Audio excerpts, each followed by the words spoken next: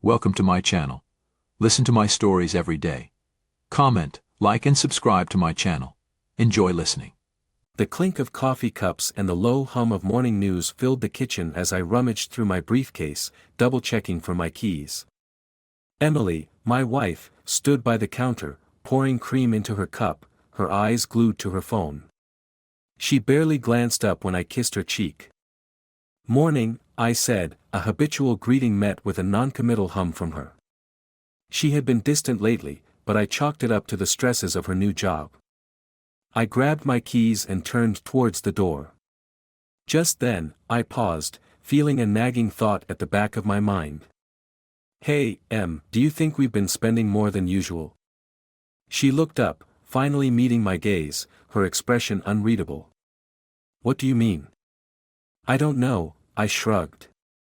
"It just feels like money is disappearing faster than before." "Have prices gone up that much?" Emily sighed, setting her cup down. "Yeah, they have. Everything is getting more expensive, and your salary isn't stretching as far as it used to. Maybe we need to budget better." I nodded, feeling a bit guilty for bringing it up. "You're right. Maybe we should go over our expenses this weekend." "Sure," she said, but her tone was dismissive, already back to scrolling through her phone. I let it drop and headed out, the thought of financial strain lingering like a dark cloud.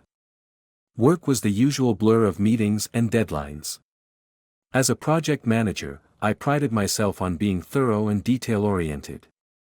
But lately, that attention to detail seemed to be slipping away from my personal life. Emily and I used to be in sync, but now, it felt like we were drifting apart, living parallel lives under the same roof.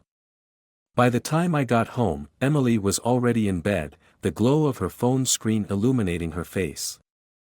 I changed into my pajamas and slid into bed beside her, the silence between us deafening. I turned off the bedside lamp, determined to bring up the budgeting issue again tomorrow. The next morning, Emily was gone before I woke up. She left a note saying she had an early meeting. I sighed and went about my morning routine, trying to shake off the feeling of unease. Over the next few days, I made a concerted effort to track our expenses. I noticed small, frequent withdrawals and unexplained charges. Emily always had a plausible explanation, but something didn't sit right with me. I felt like a paranoid fool, but I couldn't shake the feeling that something was wrong. One night, as we sat down for dinner, I decided to bring it up again. "Em, about our expenses. I noticed some charges that don't make sense. Are you sure everything's okay?" She looked up from her plate, her eyes narrowing slightly. "I told you, prices have gone up. Maybe you're just overthinking it." "Maybe," I conceded, but the doubt lingered. "Can we still go over our budget this weekend?" She sighed, clearly irritated. "Fine, if it'll make you feel better." The weekend came, but our budgeting session never happened. Emily kept finding excuses to postpone it, and I found myself feeling more and more like a suspicious husband rather than a concerned partner. One evening, I came home to find Emily already asleep. Her phone buzzed on the nightstand, lighting up with a message. I glanced at it, a reflexive action, and froze. The message preview read, "Don't forget, $1,000 by the end of the week, or I tell your husband." I felt a chill run down my spine. Who was this person, and what were they talking about? My mind raced with possibilities, none of them good. Over the next few days, I kept a closer eye on Emily's behavior. She seemed more anxious, constantly checking her phone and stepping outside for hushed phone calls. The tension between us grew, an invisible wall that neither of us acknowledged but both felt keenly. Then, one morning, as I was getting ready for work, I couldn't find my phone. I searched the entire house, growing more frustrated by the minute. Finally, I grabbed Emily's phone to call mine. As I unlocked it, a message popped up, and my blood ran cold. "If you don't drop me $1,000 by the end of this week, I'll tell your favorite husband about us." My hands trembled as I scrolled through the conversation, each message a dagger to my heart. It was from her ex-lover, a man I thought long gone from our lives. The messages revealed a pattern of blackmail and escalating demands, each more insistent than the last. Emily's responses were desperate, pleading for more time, promising to find the money. I couldn't believe what I was reading. My wife, the woman I had trusted implicitly, had been hiding this from me. My hard-earned money was being funneled to a man who was using it to manipulate and control her. Betrayal and anger surged through me. How could she do this to us, to me? I put her phone down, my mind racing with thoughts of revenge. This wasn't just about the money, it was about the betrayal, the lies, and the deceit. As I sat there, staring at the phone, a plan began to form in my mind. I would get my revenge, and it would be thorough. Emily and her lover would pay for what they had done. I would make sure of it. The first step was to gather evidence. I needed to know exactly how deep this rabbit hole went. Then, I would confront Emily, but not until I had everything in place. This betrayal would not go unpunished. I took a deep breath, feeling a grim determination settle over me. Emily had made her bed, and now, she would have to lie in it. The game was on, and I was ready to play. The early morning light filters through the curtains as I sit at the kitchen table, Emily's phone in front of me. The messages from her ex-lover are seared into my mind. I rub my temples, the weight of the discovery pressing down on me. I need to act, but first, I need more information. I head to work, but my mind is elsewhere. The usual hum of office life feels distant. My assistant, Carla, notices my distraction. "Everything okay, John?" she asks, handing me a stack of reports. "Yeah, just, a lot on my mind," I reply, forcing a smile. "Thanks, Carla." She nods, her concern evident, but she doesn't press further. I close my office door, needing the privacy. I pull out my laptop and begin digging into our finances with renewed vigor. The more I look, the more inconsistencies I find. It's worse than I thought. Thousands of dollars unaccounted for, all withdrawn in small, seemingly innocuous amounts. I decide to call my friend, Mark, who works as a private investigator. If anyone can help me, it's him. "Hey, Mark, it's John. I need a favor," I say when he picks up. "Sure thing, John. What's up?" Mark's voice is steady, reassuring. "I think Emily's been hiding something from me. I found some messages, she's being blackmailed. I need to know more about this guy." Mark is silent for a moment. "That's serious. Can you send me the details?" "Yeah, I'll email you everything I have." We end the call, and I feel a small measure of relief. If anyone can get to the bottom of this, it's Mark. I send him the screenshots of the messages and a summary of what I've found so far. Now, I just have to wait. That evening, Emily is unusually quiet. I try to act normal, but the tension is palpable. We eat dinner in near silence, the clinking of cutlery the only sound. After dinner, she heads to the living room while I clean up. As I'm washing the dishes, I hear her phone buzz again. I glance over, my heart racing. It's another message from the same number. My blood boils. I need to confront her, but not yet. I need to be sure of everything first. The next day, Mark calls me back. "John, I've got some information. This guy, his name is Steve. He's got a history of blackmail and fraud. He targets women, usually ones he's had a relationship with. Emily isn't his first victim." I feel a mix of anger and sorrow. What do I do, Mark? We need to gather concrete evidence. I'll keep digging, but you need to be careful. Don't let Emily know you're onto her. We need her to lead us to him. Thanks, Mark. I owe you. Days pass, and the tension at home grows unbearable. I try to act normal, but Emily senses something is off. One evening, as we're getting ready for bed, she finally speaks up. John, is something wrong? You've been distant. I take a deep breath, forcing a smile. Just work stress, Em. Nothing to worry about. She looks at me, searching my face for the truth, but she doesn't press further. I turn off the light and lie there, my mind racing. The next day at work, Carla knocks on my office door. John, you have a visitor. I look up, surprised. Who is it? A woman named Lisa. She says she knows you.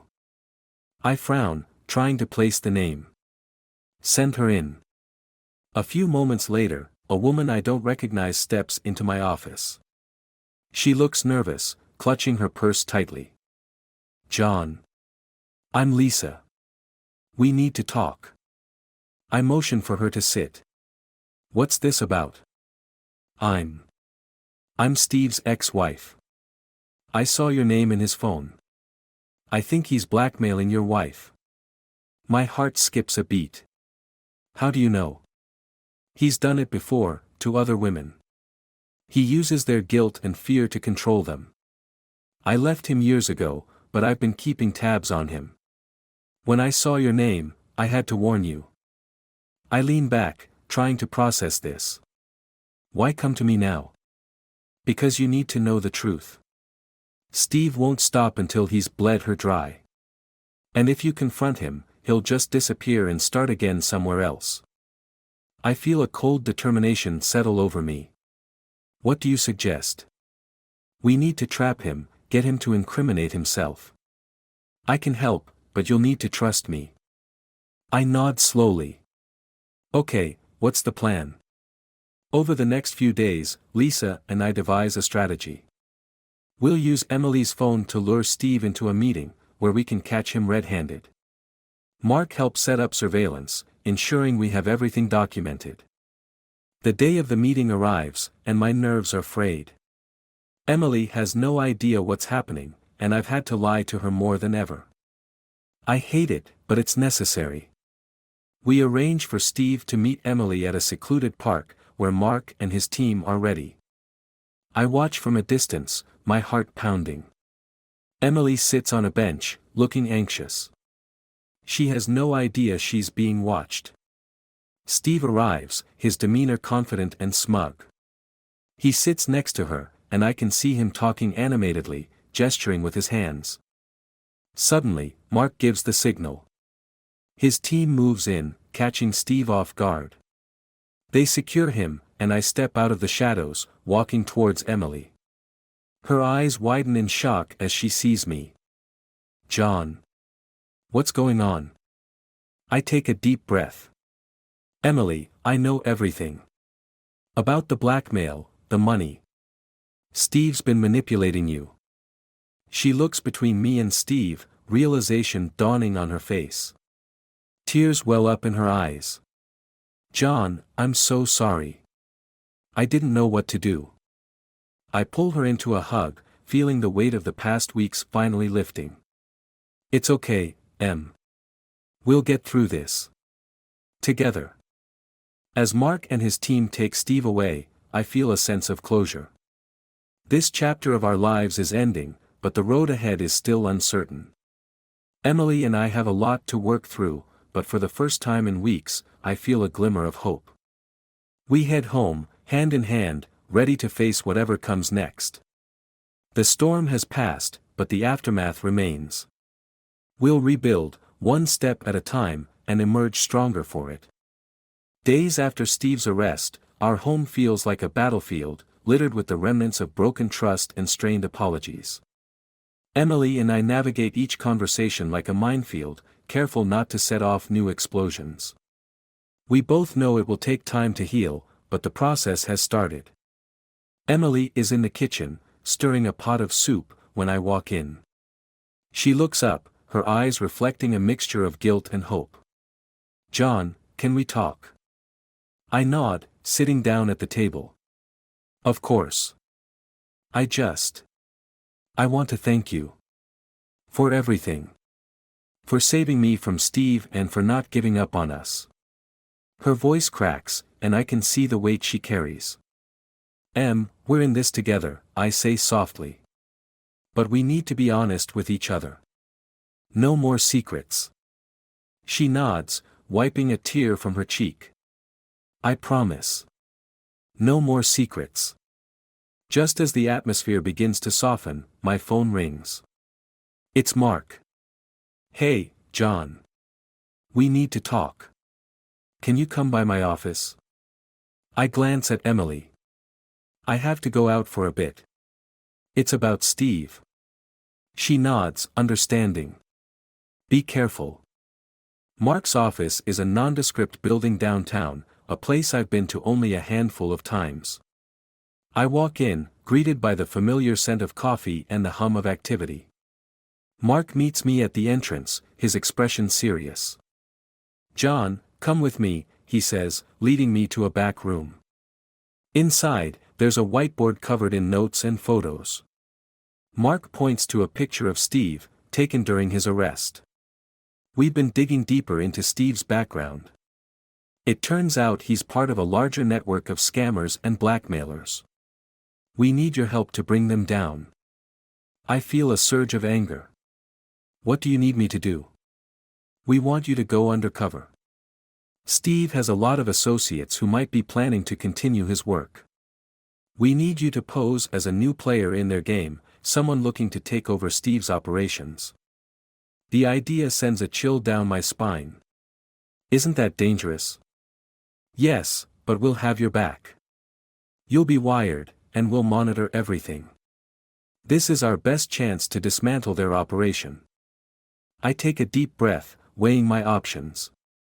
Okay. I'll do it. The next few days are a whirlwind of preparation. Mark and his team coach me on how to act, what to say, and how to gather information without raising suspicion. I'm given a new identity, Jake Turner, a disgruntled businessman looking to make quick money through less than legal means. Emily is understandably worried. Are you sure about this, John? I have to do this, Em. To make sure Steve and his associates can't hurt anyone else. She hugs me tightly. Just promise me you'll come back safe. I promise. The day of the sting arrives, and I find myself in a dingy bar on the outskirts of town, waiting for my contact. The place is filled with smoke and the smell of stale beer. I sit at a corner table, nursing a drink, trying to look like I belong. A man approaches, his eyes scanning the room before settling on me. You Jake? I nod. Yeah. You must be Rick. He sits down, his gaze never leaving mine. Steve spoke highly of you. Said you're looking to get into the game. That's right. I've got connections and resources. I just need an in. Rick nods, seemingly satisfied. We've got a job coming up. A big one. If you're in, you'll need to prove yourself first. What do you need? He leans in, lowering his voice. There's a guy who owes us money. We need you to collect. Show us you can handle it. My heart pounds, but I keep my expression neutral. Consider it done. Rick gives me the details and leaves. I sit there for a moment, letting the gravity of the situation sink in. This is it. The point of no return. I head back to the safe house where Mark and his team are set up. Mark looks at me expectantly. How did it go? I'm in. They want me to collect money from someone who owes them. Mark nods. We'll have a team nearby. Just stay calm and follow the plan. That evening, I drive to the address Rick gave me. It's a rundown apartment complex on the edge of town. I park and take a deep breath, adjusting the wire hidden under my shirt. I knock on the door, and a man answers, looking confused. Can I help you? I'm here on behalf of Rick, I say, my voice steady. You owe him money. His eyes widen with fear.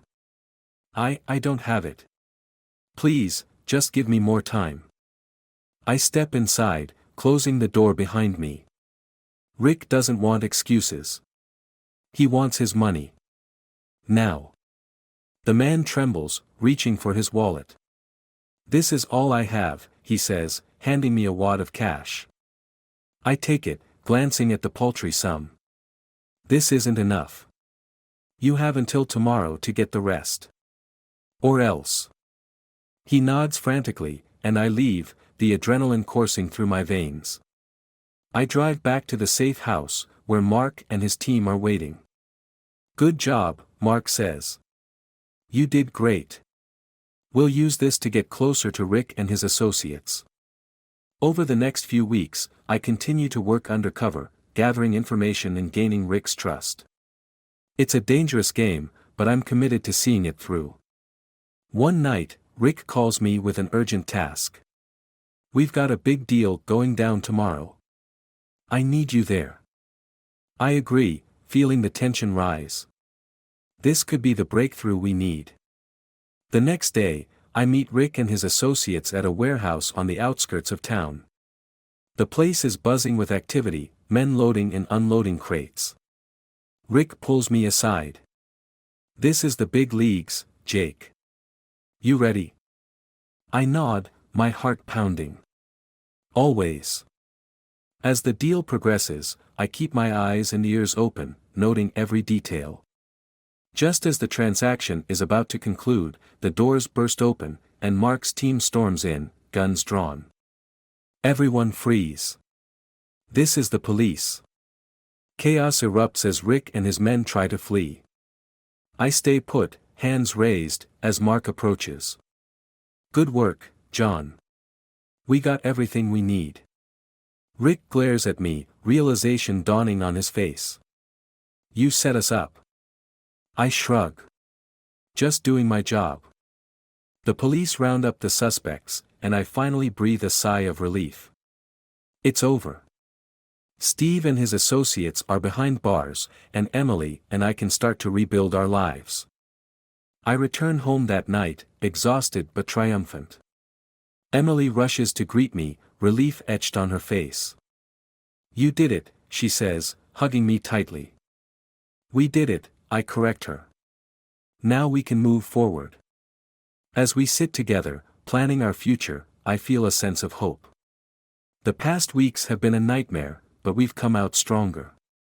Together, we can face anything. A month has passed since the sting operation that put Steve and his associates behind bars. Life is slowly returning to normal, or at least, what passes for normal after such an ordeal. Emily and I have been working hard to rebuild our trust, attending counseling sessions and spending more time together. But the shadow of her betrayal still looms over us, an ever-present reminder of the fragility of trust. One evening, as we're watching a movie in the living room, my phone buzzes. It's Mark. John, I need to see you. Now. It's urgent. I glance at Emily, who nods, understanding. I'll be back soon. Mark's office is dark when I arrive, a single desk lamp illuminating a pile of papers. Mark looks up, his face grim. What's going on, Mark? He hands me a folder. We found something during the investigation. It's about Emily. A chill runs down my spine. What do you mean? Read it. I open the folder, my eyes scanning the documents. As I read, my stomach drops. It's correspondence between Emily and another man, not Steve, but someone else entirely. The dates go back months, even before the blackmail started. The emails are flirtatious, filled with plans to meet up, and coded messages about money. Emily, she's been lying to me this whole time, I whisper, my voice shaking. Mark nods. I'm sorry, John. We didn't want to believe it either. But it's all there. I feel a surge of anger and betrayal, more intense than before. Who is he? His name is Alex. He's part of another ring we've been investigating. Emily was helping him launder money. I slammed the folder shut, my mind racing. I need to confront her. Mark grabs my arm. John, wait. We need to do this carefully. We can use this to bring down Alex and his entire operation. But we need Emily's cooperation. I pull away, my anger boiling over. She's betrayed me again, Mark. I can't just sit back and do nothing. Think about it, John. If you confront her now, she'll deny everything. We need a plan. I take a deep breath, trying to calm down. What do you suggest? We'll wire you up again. Get her to confess. Then we can take down Alex and his associates. I nod reluctantly. Fine. But I'm not sure how much more of this I can take. The next evening, I return home, my heart heavy with the weight of what I have to do. Emily greets me with a smile, but I can barely look at her. Everything okay? She asks, sensing my tension. We need to talk, I say, my voice tight. About everything. She sits down, her expression wary. What do you mean? I take a deep breath, steeling myself. I know about Alex. I know you've been laundering money for him. Her face pales, and for a moment, she's speechless. John, I can explain. Save it, I snap. Just tell me the truth. Why, Emily? Why would you do this to us? Tears well up in her eyes. It started before Steve. We were in debt, and Alex promised he could help. I didn't know how deep I'd get. I'm so sorry, John. Sorry doesn't cut it, I say, my anger barely contained. You've been lying to me for months. How can I ever trust you again? Please, John. I never wanted to hurt you. I thought I could handle it, but it spiraled out of control. I stand up, pacing the room. Mark and his team are ready to take Alex down. But we need your help. She looks up, desperation in her eyes. What do you need me to do? We'll set up a meeting with Alex. You need to get him to incriminate himself. Then we can arrest him. She nods, wiping her tears. I'll do it. I'll do whatever it takes to make this right. The next day, Emily arranges to meet Alex at a secluded cafe. Mark and his team are in position, ready to move in. I watch from a distance, my heart pounding. Emily sits at a table, her hands trembling. Alex arrives, his demeanor confident and cocky. He sits down, and they begin to talk. I need out, Alex, Emily says, her voice shaky. I can't do this anymore. Alex laughs. You're in too deep, Emily. There's no getting out now. Please, she pleads. Just let me go. I'll give you whatever you want. Alex leans in, his eyes cold. I want the money, Emily. All of it. And if you try to run, I'll make sure you regret it. Mark gives the signal, and his team moves in, surrounding Alex. Freeze. You're under arrest. Alex tries to flee, but the officers tackle him, cuffing him. Emily watches, tears streaming down her face. I rush to her side, pulling her into a hug. It's over, I whisper. We did it. She nods, sobbing into my shoulder. I'm so sorry, John. I've ruined everything. We'll get through this, I say, holding her tight. Together. In the days that follow, Alex's arrest leads to the dismantling of his entire operation. Emily cooperates fully with the investigation, providing valuable information that helps bring down several high-profile criminals. She's given a plea deal, avoiding jail time in exchange for her cooperation. As the dust settles, Emily and I continue our counseling, working to rebuild our relationship. It's not easy, but we're both committed to making it work. One evening, as we sit on the porch, watching the sunset, Emily takes my hand. Thank you for giving me another chance. I squeeze her hand, feeling a sense of peace. We've been through hell, but we're still here. That counts for something. She smiles, leaning her head on my shoulder. I love you, John. I love you too, Em.